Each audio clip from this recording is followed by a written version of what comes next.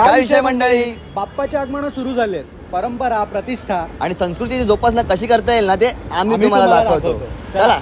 संपूर्ण जगाला तुझ्या रूपाचा दिला देवा, सगळ्याला प्रेमाच्या तुझा रंग दिला देवा, तुला तुला फुल देतो संदेश आम्हाला देवा, सगळ्या लोकांसाठी आदेश तुला देवा, माणुसकीचा मंत्र दिला, प्रेमाचा पावन कंठ दिला, तुला आम्हाला गोकुल राजा दैन्य झाला देवा.